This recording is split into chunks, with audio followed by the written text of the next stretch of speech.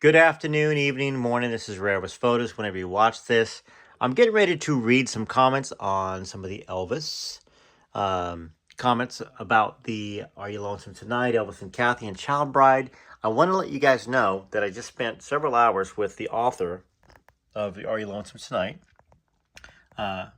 Derry Matera, and it will be on the channel tomorrow. Okay, this is a great opportunity after you watch the video. He explains a lot of stuff. We're only talking mainly about up to 1953, but there is some evidence that includes FBI evidence, that includes premier handwriting experts that back up the story. So I'm showing you some cool little memorabilia, but then we're going to get right to the comments and talk about those. Just want to let you know, tune in. It should be loaded approximately around 9 or 10 Central Standard Time tomorrow.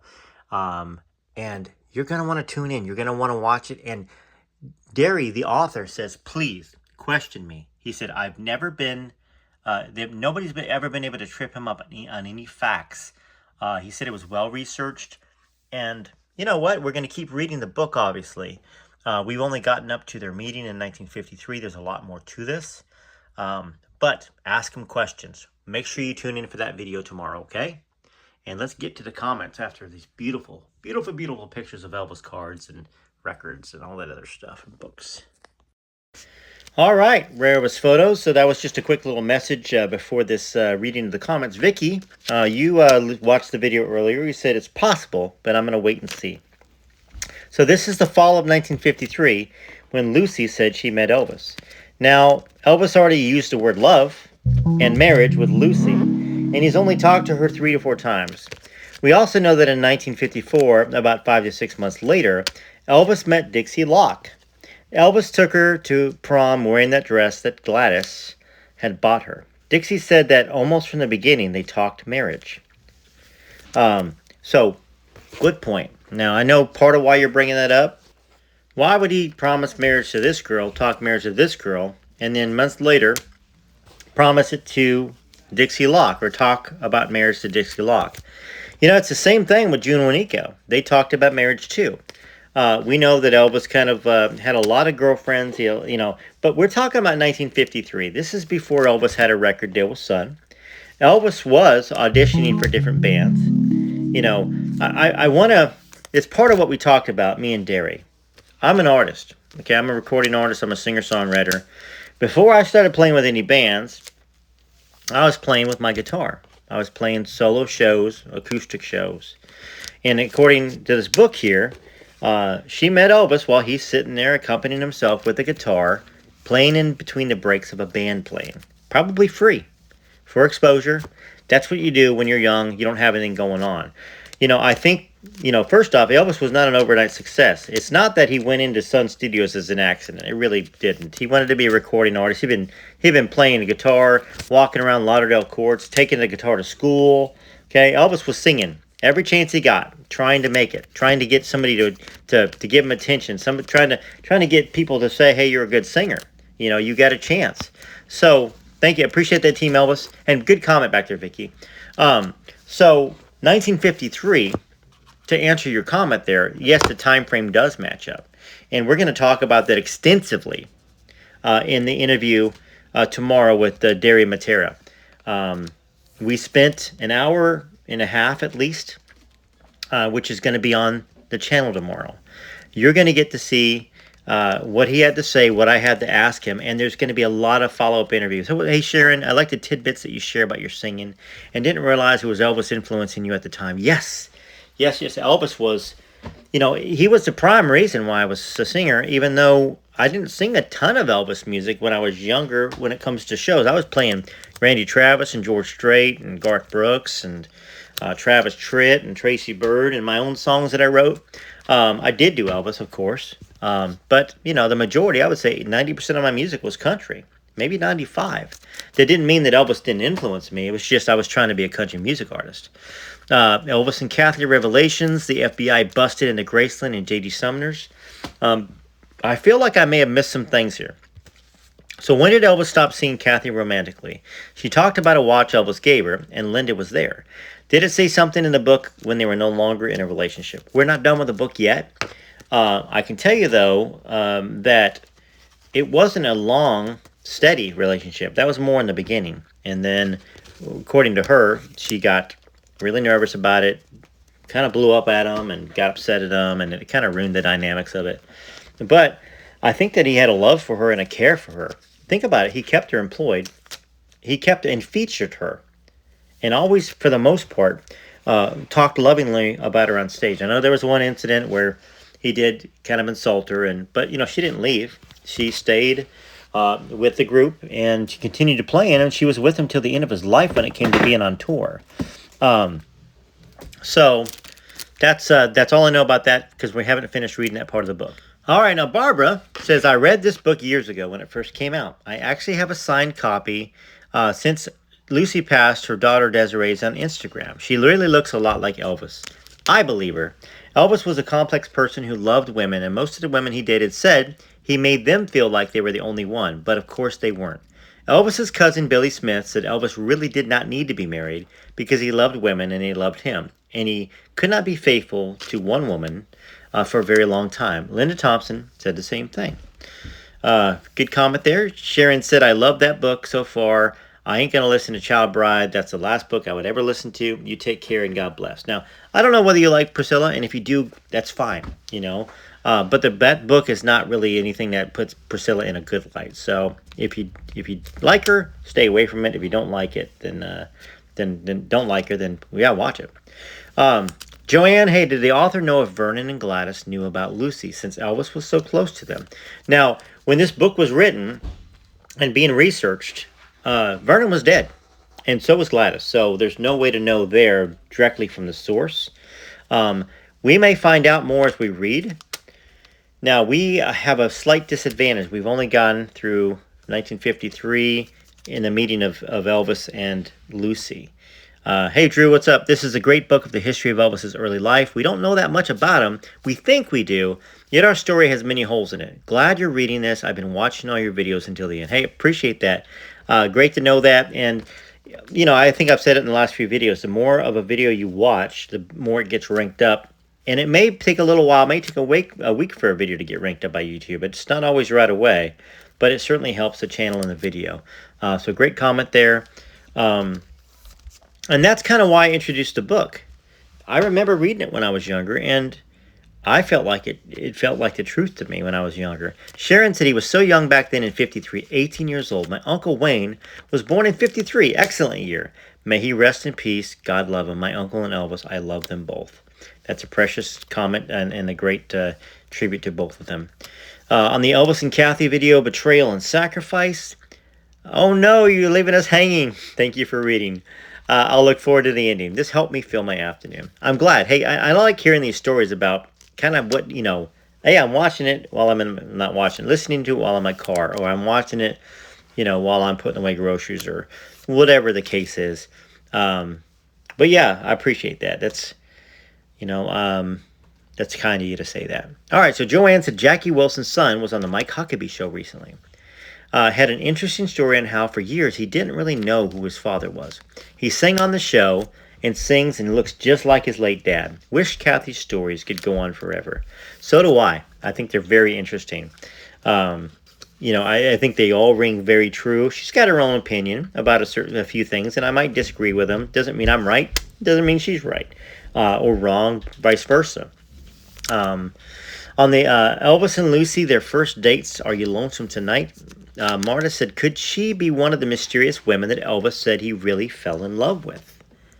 Possibly. Before his fame, where was he the person and not the idol? Exactly. There's a bit of gap in time. We know, obviously, when Elvis walked into Sun Studios and made a gift for his mom, but we don't know much about really anything to do with his entertainment, his dreams, besides it's working. We obviously know he was playing music. Once again, that's kind of something I shared in the video that we'll talk about tomorrow.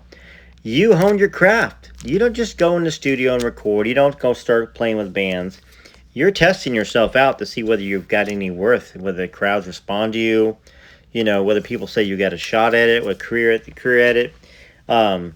So, to me, when I was reading that, I thought, you know what? Why wouldn't he go down and play in places, or play at the Eagles Nest in Memphis in '53? He played there in '54. You know, is it that far of a stretch that he would sing acoustically there as a trial, and then of course they would welcome him because obviously maybe he'd sung there before several times. Hey Rita, I thought Priscilla said that Elvis never wanted to have relations with a woman who gave birth to a child. I think you're talking about the Elvis and Lucy book. Well, we know that Priscilla didn't tell the truth because they did have relations after Lisa. It's just not as much as she wanted, I think, or maybe Elvis didn't want to have as much as with her because he knew she was cheating. I don't know. And you said, I can't stand her. That's a good comment there. All right, JD and the Elvis and Kathy betrayal and sacrifice. Drew says JD and Elvis were closer than most realize. There are several interviews of Elvis that everyone should listen to. There's questions about Elvis' last few years that JD talks about that are pertinent to Elvis' story, not the big drug sensationalized story. Good comment and very good point there. Sean Spears says, old Prissy is nothing but a liar. And I say that because, and I say it like that because I believe the same thing. Now, do we know whether she's making stuff up on purpose or lying on purpose? Maybe. Maybe she is. Maybe she isn't. I don't know. Love all these songs. I love Elvis. Thank you so much. You take care and God bless. You too, Sharon. Have a wonderful evening. If you don't watch this video. I thought Elvis wasn't attracted to women who were mothers, assuming he finds out later about her daughters, says Angela. Wait. In Texas, something like that. Well, we will find out, won't we? We're going to be doing some more reading and tuning into the interview as well. What about DNA testing? That's a question that's asked a lot. Yeah, so, I don't know if we're going to have an answer to that or not. We may or may not. But we're only kind of just a short way into the book. And yes, I did have an interview that's close to 2 hours with the author. But I really only wanted to talk with him about what we've read so far, so we can stay in the story, and he's agreed to continue to have interviews and to answer questions as we get further into the story, into the years that Lucy claims that they continued talking and meeting. Sharon said, I'm fixing dinner, you take care, God bless. If you're getting ready to go to her book, I'll say goodnight and take care. Well, you'll be happy to know that this video came out before The Child Bride, which I might not even get to tonight. I don't know whether I've got the energy or the time to do it. But I did want to answer your comments today and also let you know, tune in tomorrow. Tune in at the 10 o'clock time when I'm going to have it scheduled for. And maybe you'll, for the Are You Lonesome Tonight, Elvis and Lucy and Desiree story, because you may get your questions answered, whether you believe the book, whether you don't believe the book. There may be something in there for you. But yeah, so I'm going to leave y'all with a song, and yeah, so maybe you see Child Bride tonight, maybe you don't. If not, you'll definitely see it tomorrow. All right, TCB TLC, keep loving Elvis, keep loving yourselves, keep taking care of your family, and make sure that your family takes care of you, okay? All right, till next time, Rare Elvis Photos.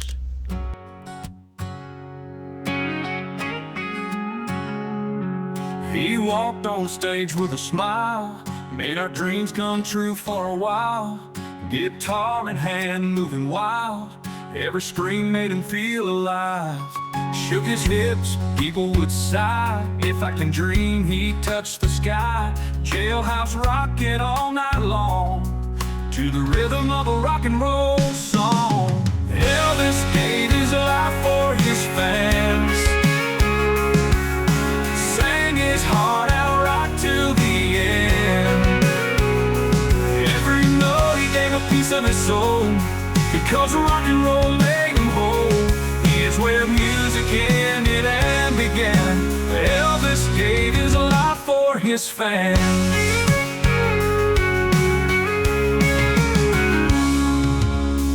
Long nights on the road, legends told, stories unfold. From Graceland to the crowd, he played every song loud and proud. Elvis gave his life for his fans, sang his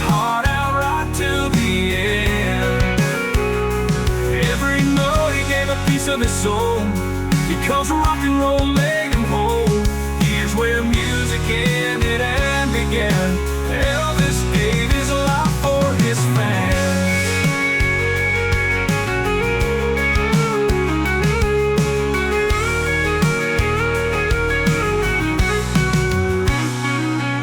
He shined like the brightest star. Love for that music took him far. Echoes of his voice still live on in every one of his songs. Elvis gave his life for his fans, sang his heart out right till the end. Every note he gave a piece of his soul, because rock and roll made him whole. Here's where music ended and began. Elvis gave his life for his fans. Here's where all music ended and began. Elvis gave his life for his fans.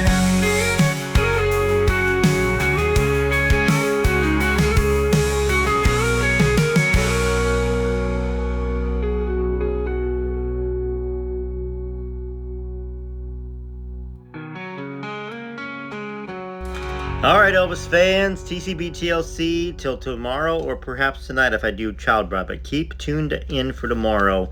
You're going to want to see this interview with the author of Are You Lonesome Tonight? Okay? Whether you believe the story or whether you don't, you're going to want to watch it so you can ask him comments. He's agreed to be very transparent and answer all of your comments.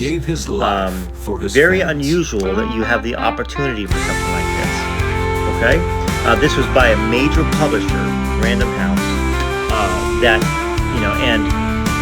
anyways, you'll hear a lot more about the book, about his research, about Lucy personally, tomorrow, okay? Some of the what he claims are proofs, and I want y'all to research it too, okay? Because he's a researcher, he's an author. In fact, they had to have it vetted. And there's a certain few things like Elvis Presley Enterprises wouldn't let him put a poem in there that Elvis had written Lucy, because they said it's Elvis's property, and specifically Elvis Presley Enterprises property. Don't want to spoil it too much, but you're going to want to watch it because you're going to be able to hear this poem. All right, TCB TLC, Rare Elvis Photos.